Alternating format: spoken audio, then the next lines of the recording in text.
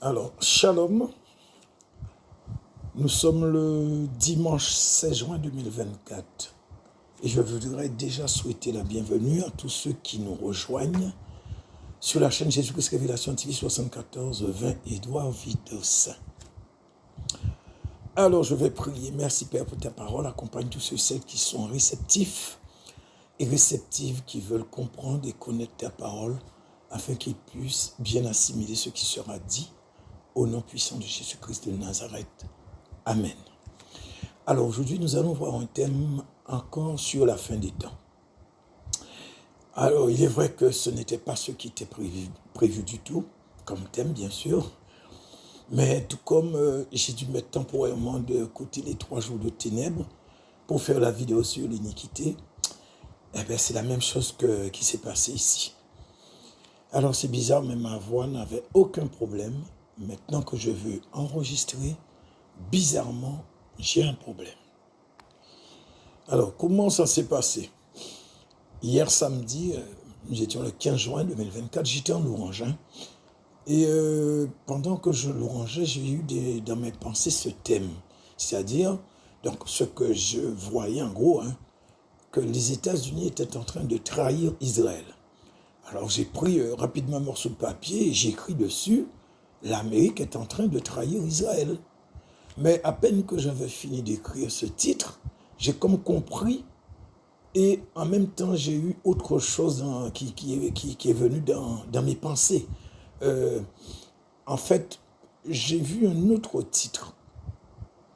C'est le titre que vous voyez sur la vidéo. L'Amérique est en train de précipiter Israël dans les bois de l'Antéchrist. Alors, c'est vrai que j'ai regardé ce que j'avais écrit dans un premier temps, le premier thème ou titre que j'avais écrit. J'ai regardé celui-là et je me suis dit, tiens, non, c'est le deuxième qui, effectivement, qui reflète parfaitement ce qui se passe et ce que je devrais développer aussi. Parce qu'en réalité, je vous en avais déjà touché 2 mots là-dessus. Mais aujourd'hui, nous allons voir un petit peu plus.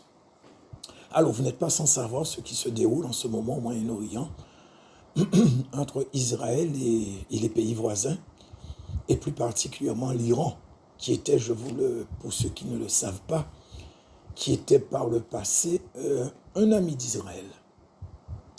Et voilà qu'ils sont devenus des ennemis. Donc, sauf que la haine qu'ils ont en ce moment l'un pour l'autre était beaucoup plus intense que l'amitié qu'ils avaient l'un pour l'autre par le passé. Mais dans toute situation, il y a toujours cause à effet. Et moi, je dois vous prouver ce que je dis. Donc là maintenant, s'agissant du titre du message, donc ce que je dois partager avec vous, vous démontrer comment les élites mondialistes sont en train de précipiter. Donc parce qu'il ne faut pas oublier que la plupart d'entre eux sont dans les hautes sphères de la politique américaine. Parce que comme c'est ce pays qui un petit peu qui a le monopole, quoique sa tendance, pas sa tendance, c'est en train de descendre en ce moment. Mais c'est là que tout a pris naissance. C'est là qu'il y a le gratin même des suppôts de Satan dans la haute sphère politique en Israël. Et moi maintenant, je dois vous démontrer le titre que vous avez sur la page de l'image de couverture. Pardon. Alors, nous savons tous que c'est le Satan qui tire les ficelles en coulisses sur, bien sûr, tout ce qui est mauvais dans le monde. Rappelez-vous ce qu'il avait dit au Seigneur pendant son jeûne de 40 jours, après son baptême par Jean. Il a dit, tu vois tous ces royaumes, ils m'appartiennent, car cela m'a été donné et je donne à qui je veux. Donc c'est lui le principal protagoniste, même si on ne le voit pas, mais c'est lui qui tire les ficelles, c'est lui qui est derrière tout, le principal instigateur de tout ce qui est mauvais, pervers, vil. En fait, c'est... Vous avez compris, souvent des gouvernements votent des lois, mais vraiment immondes. Et c'est le diable qui les inspire et qui leur impose de voter ce genre de loi. Et effectivement, les élites, ils sont derrière, même si des fois les politiciens, il peut y avoir des politiciens qui ne sont pas forcément mauvais véreux, mais quand ils sont dans l'arène politique et ils ont pris le pouvoir, et bien derrière, il y a ce qu'on appelle les lobbyistes ou les lobbies. Et c'est eux, donc ceux qui détiennent l'argent, le pouvoir, pas le pouvoir, pardon, la puissance. Parce que le politicien, qu'il soit Premier ministre ou président, il détient le pouvoir, mais derrière, il y a la puissance qui est derrière. Et ceux qui sont derrière, ben, c'est eux qui dictent ce qui doit être fait. Voilà. Donc, souvent, ils ont les mains liées, entre guillemets. Et donc, nous devons observer tout ce qui se passe en ce moment, et particulièrement cette année 2024. Tout est lié avec les temps de la fin. Satan a besoin de régner à travers l'Antéchrist. Donc, il va faire tout pour précipiter les choses. Mais, attention, il ne va pas faire n'importe quoi. Il ne s'appelle pas le malin pour rien. Tout est méticuleusement planifié. Rien n'est laissé au hasard. S'il doit sacrifier certains de ceux qui sont à son service, croyez-moi, il n'hésitera pas une seule seconde, et malheur à celui ou à ceux qui lui feront confiance. Alors, peut-être vous direz, quel lien peut-il bien y avoir entre l'Antéchrist, le Satan et Israël? Alors, nous savons tous qu'une bonne partie des Juifs a rejeté le Messie envoyé. Donc, le Seigneur, nous le savons, il est venu il y a 2000 ans environ. Le christianisme, bon, je dis il y a 2000 ans environ, il y a un petit peu plus que 2000 ans. C'est vrai qu'il est entré en fonction il y a un peu moins de 2000 ans. Et nous savons que le christianisme est né à partir de lui. Et le christianisme a fait son petit bonhomme de chemin pour arriver jusqu'à nous. Et bien sûr, il continuera, rien ne l'empêchera d'aller où il doit aller, là où il doit arriver.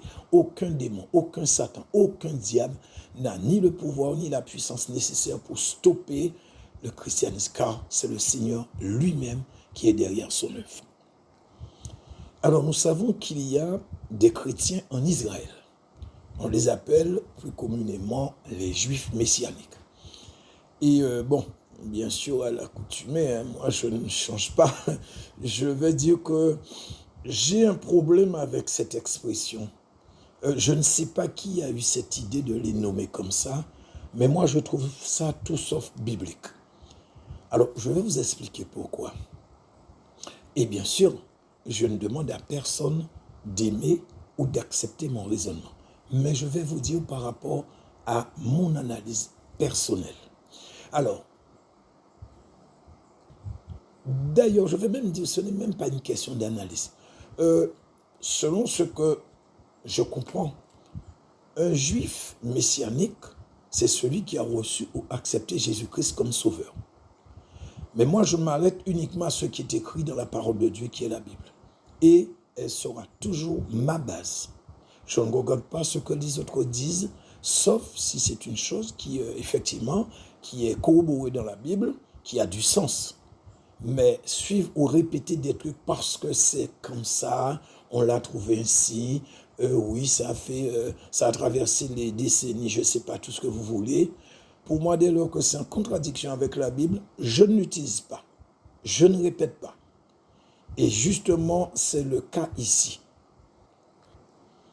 Si nous prenons la parole, l'apôtre Paul, il a dit très clairement, je crois que c'est dans Romains, que les deux oliviers formaient désormais un seul et même olivier. Donc, il y a d'abord l'olivier franc, et ensuite, il y a l'olivier sauvage. L'olivier sauvage a été greffé sur l'olivier franc, et ça depuis 2000 ans environ. Donc, quand Dieu regarde, il ne voit pas païen ou, je ne sais pas, église, juif messianique et tous ces trucs-là, ça. Dieu voit un seul peuple. Il voit l'église, un seul olivier.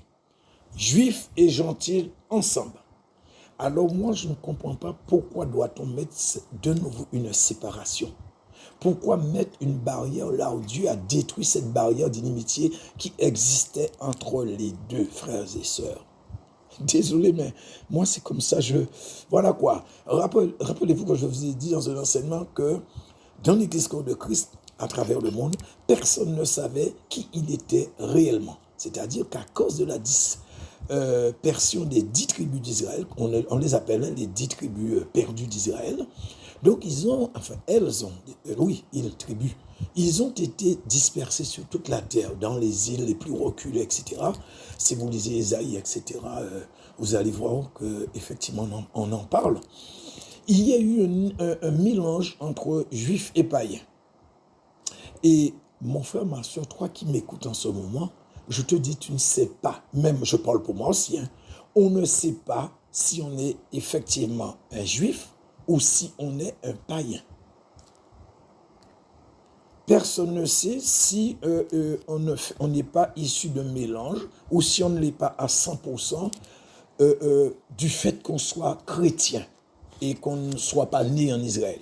Ça ne veut rien dire. On peut avoir aussi, à cause du mélange, du sang juif qui nous coule dans les veines. C'est ça le truc. Et c'est une réalité en plus. Mais c'est vrai que dans tout ça, seul Dieu connaît. Et je vais dire, le Satan aussi, ils connaissent aussi certaines choses.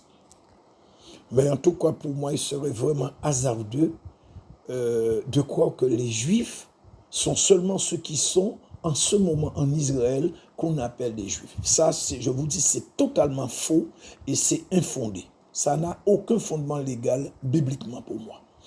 Donc, je reviens sur ce que je disais. Je parlais des liens entre Israël, les États-Unis et l'Antichrist. Vous savez, en ce moment, le mot d'ordre parmi les élites, ou plutôt chez les élites, c'est-à-dire chez les décideurs, c'est la venue et le règne de l'Antéchrist. Alors nous, chrétiens, nous prions le Notre Père et nous disons que ton règne vienne. Mais les satanistes aussi, ils prient en disant les mêmes choses que nous, sauf qu'ils demandent le règne de l'Antéchrist ou de l'Antéchrist. Donc, nous devons être très attentifs. Les choses bougent à très grande vitesse. Les élites sont aux abois. Contents dans un sens que leur maître va arriver au pouvoir et en même temps, ils sont quand même conscients que ça ne va pas durer. C'est vrai qu'ils auraient voulu que ça dure, mais ça ne va pas durer. Et le diable, qui est un menteur chevronné, ne cesse de se contredire dans ses mensonges sans cesse. Tantôt, il leur dit que nous n'avons pas beaucoup de temps. Et tantôt, il leur dit, plus nous aurons des âmes, plus notre force et notre armée vont augmenter et nous gagnerons la bataille. Non, mais vous vous rendez compte de cette absurdité? Mais pour moi, c'est énorme. Et il n'y a que quelqu'un qui a, je dirais un cerveau de moineau qui pourrait croire à de telles inepties. Alors, pour essayer de vous faire comprendre les choses, il faut que vous sachiez, bien sûr, pour ceux qui ne connaissent pas, cette terre qui représente l'Amérique a été donnée à des chrétiens européens qui étaient persécutés à cause de leur foi. Tout comme Dieu avait donné Canaan à Israël. Donc Dieu leur a donné aussi cette terre. Et ils se sont vite adaptés, ils se sont développés, ils ont été les pionniers dans beaucoup de domaines, technologiques, etc.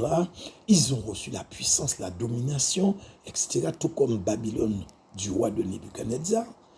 C'est pour cela d'ailleurs que vous m'avez certainement entendu parler des USA comme étant la Babylone financière des temps modernes. Mais c'est sûr que c'était un pays béni de Dieu. Je veux dire, c'est un pays béni de Dieu. Alors, Dieu peut maudire sa bénédiction, mais c'est un pays effectivement que Dieu a béni. Mais l'histoire nous montre et nous démontre qu'à chaque fois que le Seigneur élève un pays, bénit un pays, le diable est toujours là aussi. Il a tendance à traîner comme par hasard dans les parages. Et qu'est-ce qu'il veut vraiment? Inséminer sa semence dans ce pays en question. Pourquoi? Pour le détourner de Dieu, parce qu'il sait que quand le pays va se détourner, Dieu va sévir dur. Alors ce qu'il a fait par le passé avec Israël, notamment avec certains rois d'Israël, en les inspirant pour toujours prendre de mauvaises décisions, tout comme David, qui avait fait un recensement d'Israël alors qu'on l'a mis en garde. Je me semble que c'est Abner qui lui avait dit qu'il ne fallait pas qu'il le fasse. Bien sûr, il a utilisé des termes très respectueux parce qu'il était vis-à-vis du roi. Mais il a mis David en garde. Mais David n'en a pas tenu compte. Il a demandé à ce que le recensement soit fait. Donc, il s'est entêté. Et les conséquences ont été terribles pour Israël. Dieu lui avait donné 3 choix. Il a choisi. Et en une journée, l'ange exterminateur avait déjà tué plus de 70 000 ou environ 70 000 personnes. Il l'a fait aussi avec Akab. Il l'a incité a épousé Jézabel. Nous savons qui est Jézabel. Et nous connaissons les résultats. Beaucoup de prophètes du Seigneur et beaucoup d'innocents sont morts à cause de ces mauvaises décisions et de ces mauvais choix. Donc là, je parle de Akab en tant que roi. Et bien sûr, le nombre de cas comme ça dans la Bible est vraiment légion. Mais il faut que nous n'oublions jamais que le diable ne rejettera jamais une arme ou une tactique qui fonctionne bien, qui a fait ses preuves.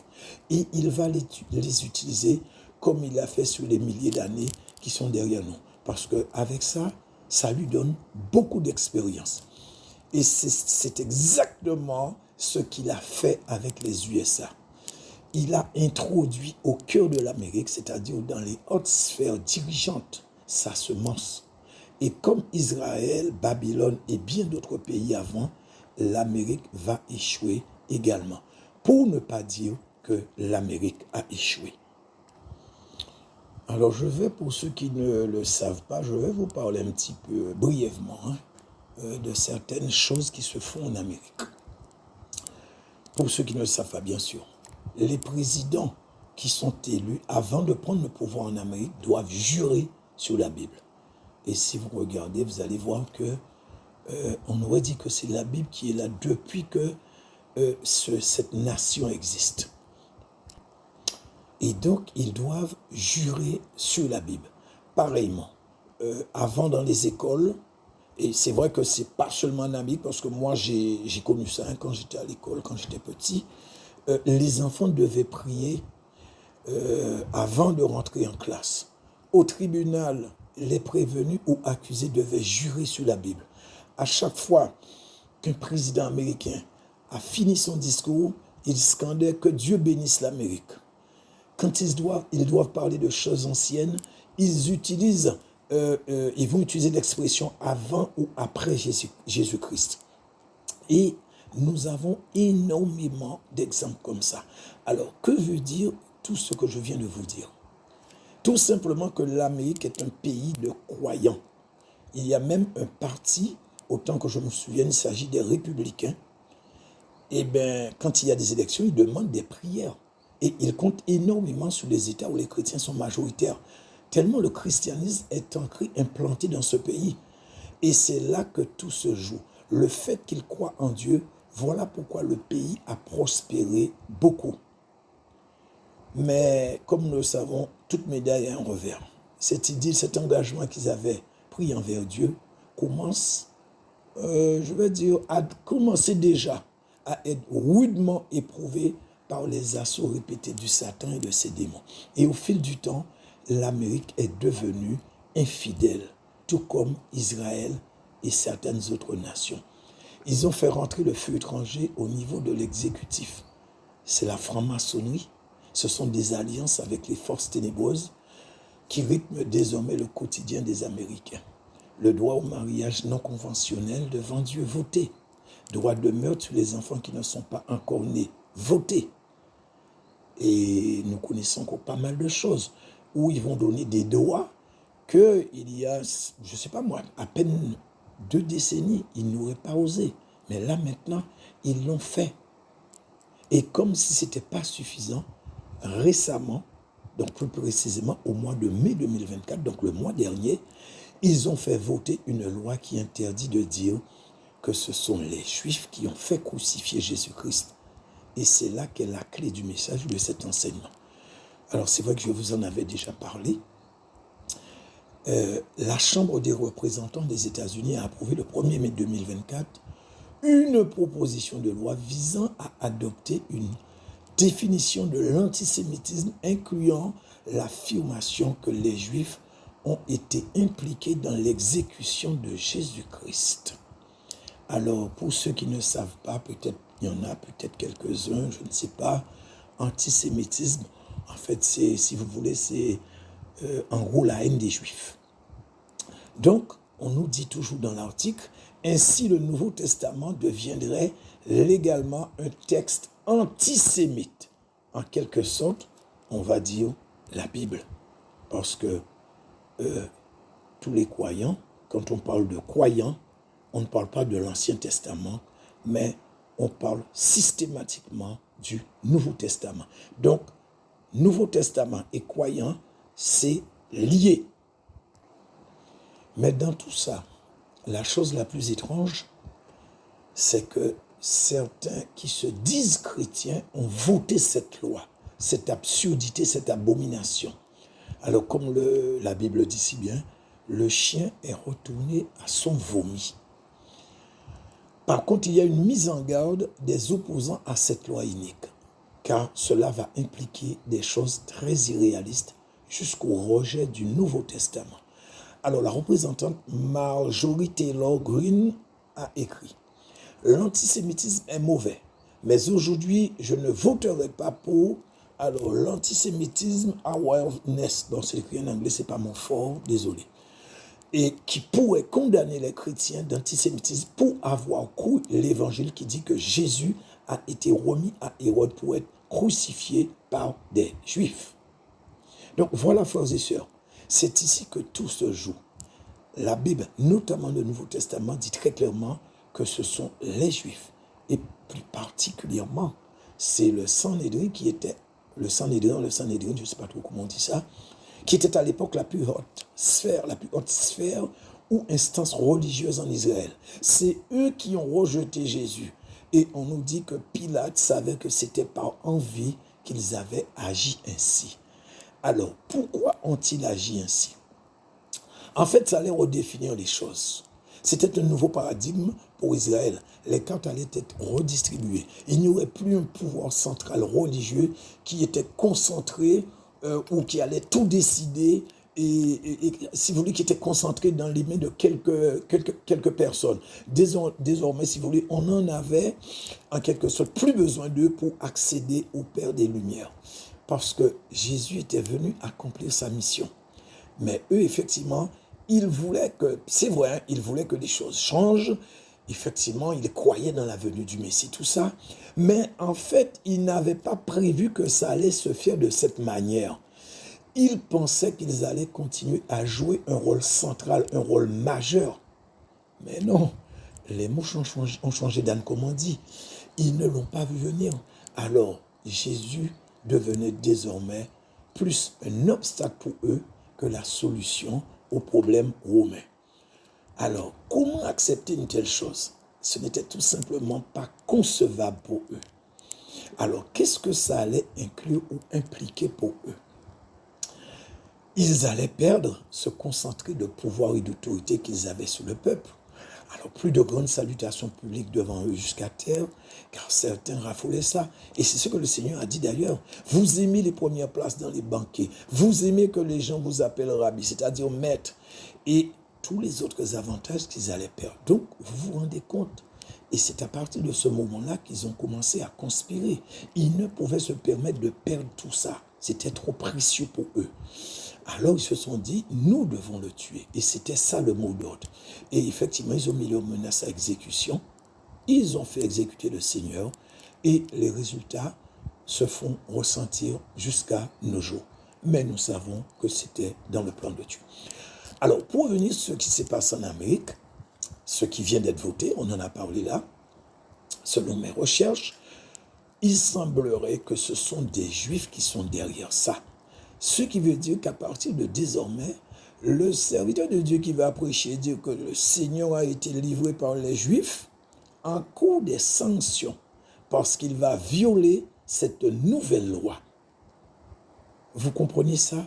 Un pasteur, peu importe, un apôtre, je ne sais pas, peu importe, qui prêche depuis des dizaines d'années, donc c'est devenu une routine, on le répète de manière mécanique, parce que c'est ça, c'est normal. Eh bien, maintenant, il suffirait qu'il y ait, pas qu'il suffirait qu'il y ait, ils vont envoyer des Juifs qui sont derrière ça, ou ceux qui ne croient pas dans la venue du Seigneur Jésus-Christ, ils vont les envoyer dans les églises pour écouter les sermons. Et dès lors qu'ils vont entendre quelque chose de ce genre, ils iront le rapporter afin de sanctionner cette église. Et par conséquent, cette décision fait que le Nouveau Testament n'a plus de cours légal ou C'est ça, il n'y a plus de cours légal ou solennel en Amérique. Alors, frères et sœurs, je ne sais pas si vous vous rendez compte de l'énormité de cette loi. Alors, sauf que, ce n'est pas le plus pire, frères et sœurs. L'Antéchrist est en train de gagner du terrain. Toutes les lois viles et macabres qui ont été votées en Amérique, n'oubliez pas que l'Europe les ramasse. Et je voudrais me tromper, mais j'ai bien peur qu'avant la fin de cette année, cette loi ne traverse l'Atlantique pour arriver en Europe et que ça soit voté et adopté assez rapidement. Frères et sœurs, voilà le menu que nous avons pour, très probablement, pour cette année 2024. Alors, frères et sœurs, vous ne comprenez toujours pas que les violons sont déjà dans les sacs, que le rideau est déjà baissé et que c'est fini. Qu'est-ce qu'il vous faut de plus? Je l'ai déjà dit et je le redis encore. C'est la trompette que je suis en train de sonner. L'année 2024 est la fin d'une ère et le commencement d'une nouvelle ère. Je le dis souvent pour pouvoir que ça devienne un réflexe chez vous, afin que, à la fin, à la longue, que ça puisse vous impacter, que le Saint-Esprit fasse que, effectivement, que vous preniez conscience que nous sommes entrés dans une nouvelle ère. Et je vous dis, croyez-moi, si c'est une bonne chose pour les élites, et c'est une bonne chose pour les élites, cette loi, ceux qui sont derrière, ceux qui sont voués à la cause de l'Antéchrist, mais c'est certainement pas une bonne chose pour les chrétiens. Et souvenez-vous que depuis fin 2023, je vous ai prévenu, je vous ai dit que l'année 2024 qui vient est une année très particulière. Je vous ai parlé aussi d'année de transition. Nous, chrétiens, nous devons nous préparer car les choses vont entrer dans leur dur. Et au fur et à mesure que nous nous dirigeons vers la fin de l'année et aussi pour les années qui doivent venir, les choses vont continuer à se corser. Et le comble dans tout ça, certains chrétiens vont en croisière. D'autres font des projets à long terme. Même que des chrétiens, au moment où je vous parle, 2024, qui voient ce qui se passe, ils font des emprunts sur des dizaines d'années pour faire construire des maisons. Des pasteurs courent après l'argent pour construire des méga-churches, c'est-à-dire des méga-églises bâtiments. Mes frères et sœurs, les maisons des chrétiens seront confisquées, les chrétiens vont abandonner leurs maisons. Je vous dis la vérité. Les bâtiments églises vont être confisqués. Les chrétiens seront chassés. Alors qu'allez-vous faire? C'est maintenant que ça se passe, pas dans des années. C'est en train de montrer le bout de son nez. Et je vous avoue que j'ai du mal à comprendre que des pasteurs et même des prophètes veulent à tout prix faire construire des bâtiments. Pourquoi ne pas distribuer de préférence l'argent aux plus nécessiteux, comme les premiers apôtres l'ont fait à l'ère chrétienne, donc au tout début de l'ère chrétienne, une ère. Aider ceux qui en ont besoin. Il y a tellement de frères et de sœurs, je vous dis, qui sont vraiment dans une situation de précarité extrême. Et ce que je comprends, c'est qu'on est en train de faire tout pour laisser l'argent aux États respectifs de ces églises, de ces pasteurs, de ces chrétiens, quoi. Au lieu de donner, de semer pour les pauvres. C'est ce que le Seigneur a demandé. Le Seigneur a demandé de construire des églises. Quel verset que vous voyez que le Seigneur a dit de construire des églises? Je ne dis pas de construire une église, ce n'est pas une bonne chose, mais c'est simplement pas le temps. Ce temps est révolu. Et moi, je vous dis que désormais, les projets à long terme que vous devrez faire ne devraient pas dépasser 3 mois. Je dis bien 3 mois, grand maximum. Je vous mets en garde en tant que serviteur du Seigneur. Après, ceux qui ne veulent pas croire, vous faites comme bon vous semble. Mais je vous ai prévenu et je continue mon message. Alors, je reviens en Amérique. Si dans les hautes sphères politiques en Amérique, ils ont accepté depuis des centaines d'années de reconnaître l'authenticité de la Bible, et plus particulièrement le Nouveau Testament, puisque n'oubliez pas, je vous ai dit que pour être croyant, il faut accepter Jésus-Christ. Donc, avoir comme base, particulièrement le Nouveau Testament, parce que c'est sur le Nouveau Testament qu'on devient croyant ou chrétien. Donc, au point, ils l'ont inclus dans certaines mœurs du pays et que des Juifs ont fait pression sur le Congrès pour adopter cette loi que je viens de vous parler, à savoir qu'il ne faudra plus désormais rendre les Juifs responsables de la mort du Seigneur Jésus-Christ. Cela inclut que ceux qui ont mené ce projet de loi ont bien réfléchi et ils ont bien analysé et ont compris tout ce que cela allait impliquer. Mais il y a autre chose pour moi. Et je suis obligé d'utiliser des termes presque crus et je vous demande pardon. Il y a comme une sorte de, je vais dire presque stupidité, enfin je redis encore, pardonnez-moi de trivial, mais comment faire voter une loi si vous ne croyez pas dans l'existence même de cette loi? On ne vote pas une loi comme ça. Alors, déjà, il y a une proposition qui est faite, il faut débattre, il y a des amendements, il y a beaucoup de choses. Donc, ça veut dire avant de voter une loi, on sait ce qu'on va faire. Si un pays vote une loi, c'est que la chose est avérée. Je vais prendre un exemple simple et qui est justement très actualisé en ce moment. Si un pays vote une loi sur la fin de l'immigration illégale, cela veut simplement dire qu'il y avait une immigration illégale. Donc, on vote une loi soit pour mettre un terme à quelque chose qui existe, ou soit pour empêcher qu'elle vienne à l'existence pour prévenir, par exemple.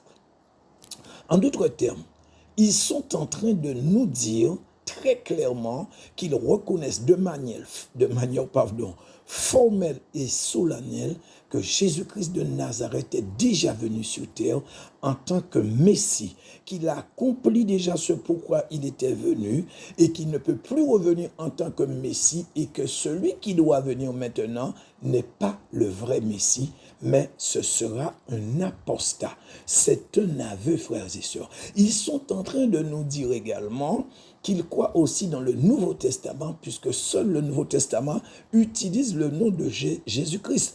Autrement, d'où sortirait-il ce nom? Ils sont en train de nous dire qu'ils sont en train de trahir Israël et de le livrer sur un plateau d'argent à l'Antéchrist.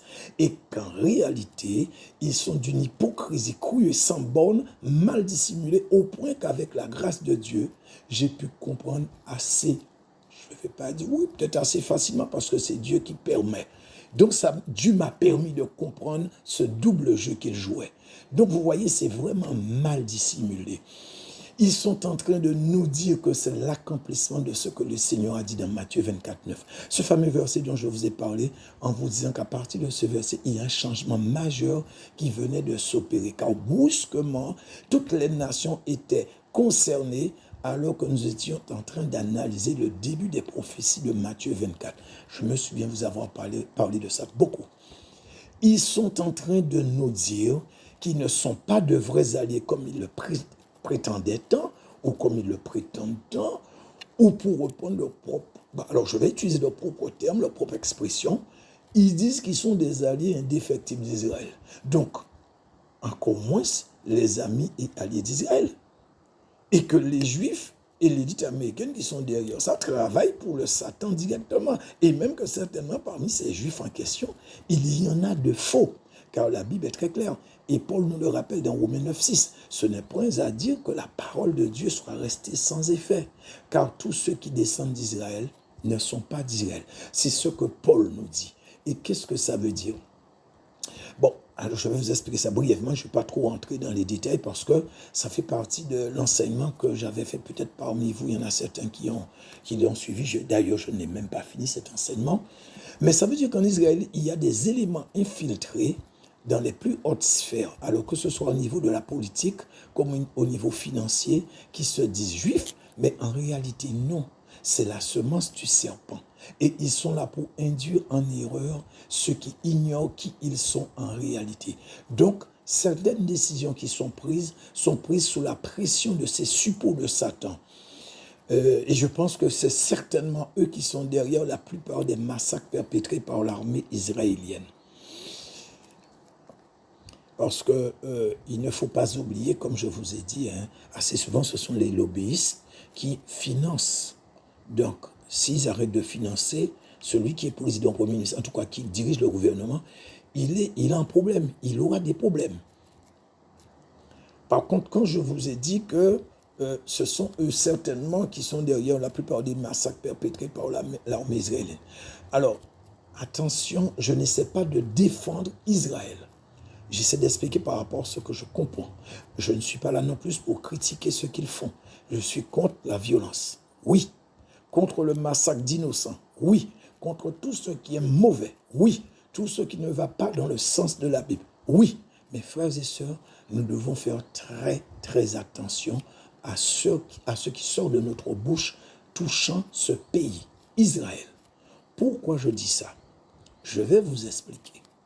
Et bien sûr, mon explication se référera toujours à la Bible.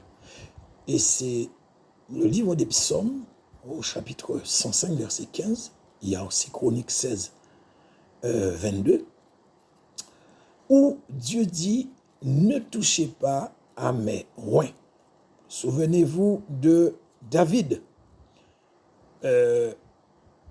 alors que, comment il s'appelle, le roi, le Saül, il était déchu.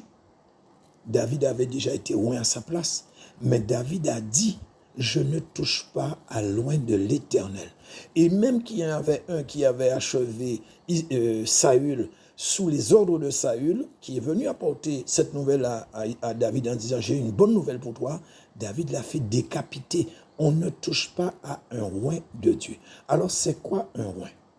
Un oint, c'est un serviteur de Dieu. Les pasteurs, prophètes, évangélistes, etc., ce sont les oints de Dieu. Mais un serviteur de Dieu peut être aussi être autre qu'une personne physique. Et ce n'est pas Ésaïe qui va me contredire, parce que dans Ésaïe chapitre 49, 3, tout comme le 49, 3 qu'on utilise dans la politique française, il est dit, et c'est Dieu qui le dit, « Tu es mon serviteur, Israël, en qui je me glorifierai. » Vous avez entendu? Tu es mon serviteur, Israël, en qui je me glorifierai. De plus, je dois vous avouer que ce n'est pas le seul verset qui confirme qu'Israël est le serviteur de Dieu. Donc, la Bible nous dit qu'Israël est le serviteur de Dieu. Alors, quand tu critiques Israël, mon frère, ma soeur, tu es en train de te maudire. Laissons Dieu régler ce qu'il a réglé. Nous devons faire attention à ce que nous disons. Ce que nous devons faire, c'est de prier pour que Dieu puisse ouvrir les yeux des Juifs. Donc, ceux qui ne croient pas, qui ont rejeté Christ. Et surtout, n'oubliez jamais que dans les hautes sphères politiques en Israël, en Amérique, je vous l'ai dit tout à l'heure là, je vous l'ai déjà dit, je crois 2 fois, il y a des infiltrés. Ce sont les enfants, les vrais enfants du Satan qui sont là pour achever le travail de Jézabel, l'ex-reine et femme de l'ancien roi d'Israël, Akab. Et donc, je disais, pour revenir sur le sujet, qu'effectivement, ceux qui sont là, en train de tirer les ficelles en coulisses, savent pertinemment que le Messie est déjà venu. Et qu'en ce moment, il y a un engouement pour sacrifier. Alors, je pense que ça a déjà été fait, hein, le sacrifice de cette vache rousse. Nous sommes je crois, le 15, le 16, dimanche 16 juin 2024. Et effectivement, il me semble que le sacrifice a eu lieu déjà. Alors celui-là, ça a été déjà fait. C'est vrai qu'il y a un engouement aussi pour la construction du 3e temple. D'ailleurs, on n'attend que ça tous ces temps-ci. Il y a eu déjà la formation des prêtres Lévi. Il y a eu aussi, ils ont fabriqué déjà des ustensiles qu'on devrait utiliser pour les rituels. Et les États-Unis et certains Juifs dans les hautes sphères financent à coût de millions de dollars toutes ces choses. Donc, ce que je viens de vous dire, et ce que nous ne savons pas non plus, parce qu'il y a des choses qui ne coupent pas les trois, mais qui sont en coulisses et qu'ils préparent. Et donc, nous pouvons voir que toutes ces choses qu'ils sont en train de faire, de financer, etc., ce n'est pas pour le bien d'Israël, mais c'est pour son plus grand malheur. Ils travaillent pour la venue de l'Antéchrist. Ils font tout pour accélérer sa venue. Par conséquent, ils sont en train de précipiter Israël dans les bras de l'Antéchrist. Souvenez-vous qu'à un certain moment, je vous avais dit de regarder la situation en Israël, mais avec les yeux de celui qui judaïsait aussi. Donc, il faut enlever le costume du chrétien et enfiler le costume de celui qui est sous la loi mosaïque. Autrement, ça pourrait être difficile pour vous de comprendre certaines choses. Vous savez, la Bible nous dit qu'Israël a rejeté son Messie. Et ça, frères et sœurs, ce n'est pas quelque chose qu'on doit juste effleurer. Il faut véritablement que nous nous mettions à leur place.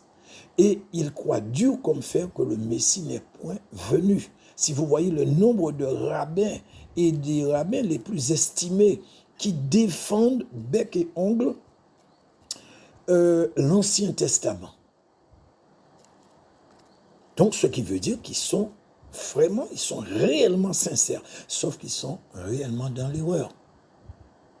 Alors que leurs amis, soi-disant, et alliés américains, c'est le contraire. Donc, ils sont sincères dans ce qu'ils font. Ils continuent à penser que les choses doivent se dérouler comme dans l'ancien temps. Et cela implique ce que le Seigneur a dit. Ils vous chasseront des synagogues. L'heure vient où on vous fera mourir, croyant me rendre un culte. Mais cette parole concerne aussi ceux qui sont en Israël. À moins que vous pensiez qu'il y avait sur terre un seul Saul de Tarse. Il y en a, frères et sœurs. Il y a eu des Sauls de Tarse et il y en aura toujours des Sauls de Tarse. En Israël, les chrétiens ne sont pas bien vus. Et la chose, c'est qu'ils veulent revenir à l'ancien temps. Vous savez, depuis qu'Israël est sorti d'Égypte jusqu'à la venue du Messie, toute l'histoire d'Israël s'est jalonnée par des guerres. Il n'y avait que ça. Et même que David qui voulait faire construire la maison de Dieu, Dieu lui a dit non, car tes mains sont pleines de sang. Donc Dieu a refusé. Donc, en fait, pour moi, c'est comme s'il raisonnait un petit peu comme ça. Et, entre guillemets, c'est comme si ce qu'ils sont en train de faire est légitime. Parce que avant, ils entraient en guerre contre n'importe quel pays, presque des fois. Alors je ne vais pas dire qu'il n'y avait pas véritablement de motif légitime, hein, c'est pas ce que je veux dire. Mais je veux dire qu'il y avait beaucoup de guerres en ce temps-là. Et même si nous lisons bien l'Ancien Testament, nous verrons que Dieu leur disait, voilà, je veux que vous détruisez tel pays, telle nation, et le vouer à l'interdit. Mais ça, c'est Dieu. Et Dieu savait pourquoi il disait ça. Mais en fait, eux, ils continuent, étant donné qu'ils sont sous la loi, toujours, donc ils continuent avec ce même état d'esprit. Mais sauf que nous ne sommes plus sous la loi. Et par conséquent, les États-Unis, en bas, ils ont tendu un piège à Israël.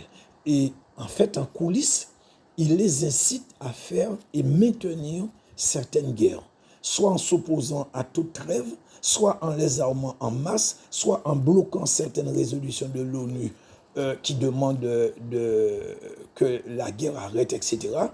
Pourquoi? Parce qu'ils ont leur propre agenda. Donc, en fait, ils utilisent Israël pour faire le sale travail à leur place, le sale boulot à leur place, et en fait, pour que la haine puisse toujours tomber sur Israël et pour que l'antisémitisme continue à grandir, parce qu'ils ont leur agenda. Ils veulent que le troisième temple soit construit, frères et sœurs. C'est ce qui est derrière ça aussi. Et je vais vous dire quelque chose. Vous pensez que Trump est meilleur? Ils l'ont surnommé, donc les Juifs l'ont surnommé le Cyrus des temps modernes, parce qu'effectivement, ils ont même fait une pièce de monnaie avec à l'effigie de Donald Trump en tant que le nouveau Cyrus. Mais sauf que Trump croit en Jésus-Christ. Il a aussi reconnu Jérusalem comme étant la capitale d'Israël. Et vous pensez que c'est pour les beaux yeux de Netanyahou qu'il l'a fait? Donc vous voyez déjà qu'il y a une incompatibilité. Il y a quelque chose qui n'est pas net dans ça.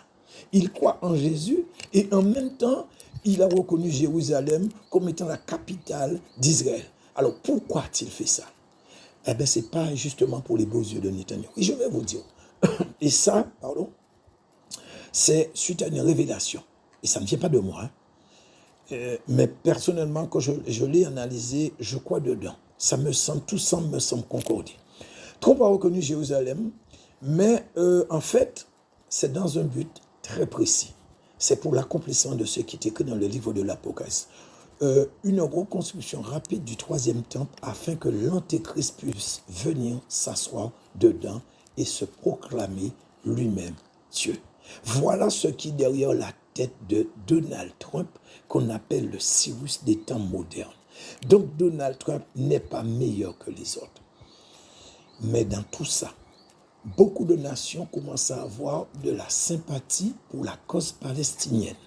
Donc ce qui veut dire de la haine pour Israël, parce que l'un ne va pas sans l'autre. Et donc commence à le reconnaître ou à la reconnaître, la Palestine, comme étant une nation entièrement à part, accomplissant ainsi une certaine prophétie qui dit que la terre de Dieu sera divisée. Et ce sera le clou du spectacle. C'est pour cela, attendez-vous certainement, je dis bien certainement, probablement, avant la fin de l'année, à une telle chose, un tel scénario.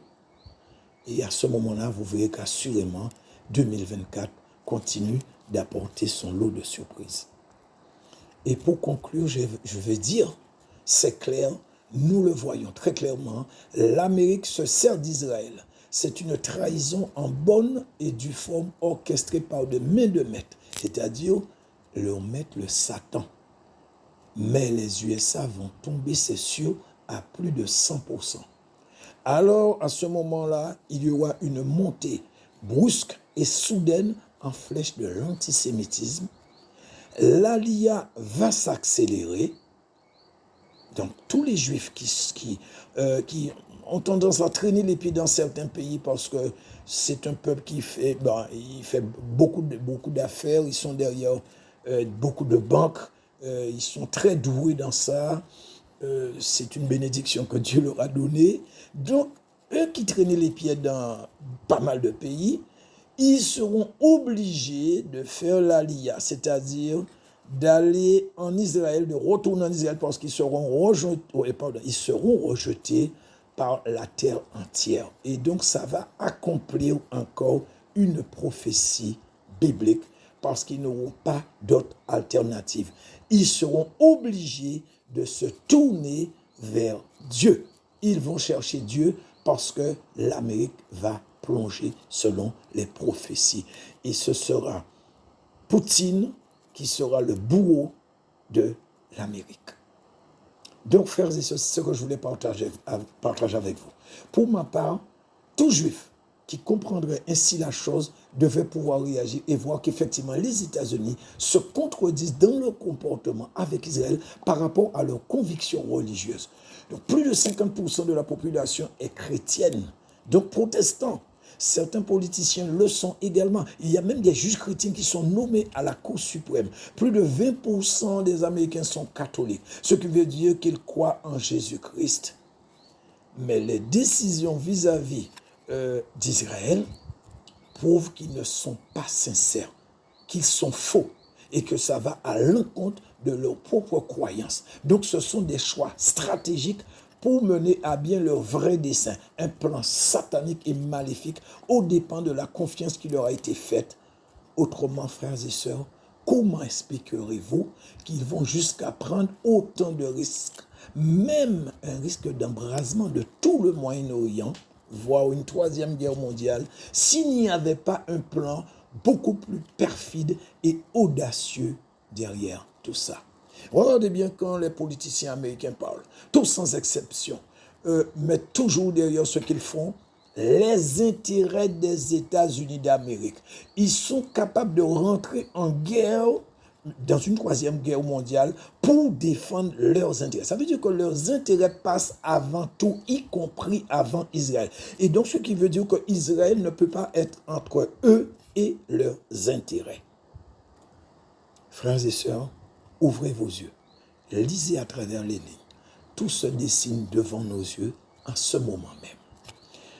Il est vrai que les prophéties qui sont dans la Bible doivent s'accomplir, ça c'est clair. Donc si ce message peut permettre d'ouvrir les yeux de certains juifs, et si ça peut permettre de sauver quelques âmes, alors gloire à Dieu. Donc voilà le message que je voulais partager avec vous. Alors, n'oubliez pas, pour ceux qui veulent mettre un pouce en l'air, vous appuyez sur pouce en l'air. Ceux qui veulent s'abonner, faites-le. Ceux qui veulent partager, faites-le. Ceux qui ne veulent rien faire, faites-le. Il n'y a pas de souci, mais que tout soit fait pour la gloire de Dieu. Et ce que je voulais ajouter, quand vous regardez une vidéo sur un portable, n'appuyez pas sur l'image, appuyez toujours sur l'adresse. Le lien, ce qui est en bas, je crois que c'est d'une couleur bleue, il me semble. Je sais plus trop, mais il faut appuyer sur ça parce que si vous n'appuyez pas sur ça, si vous appuyez directement sur l'image, vous ne pourrez jamais liker la vidéo. C'est ça le truc. Alors, soyez bénis et je vous dis à bientôt pour une prochaine vidéo.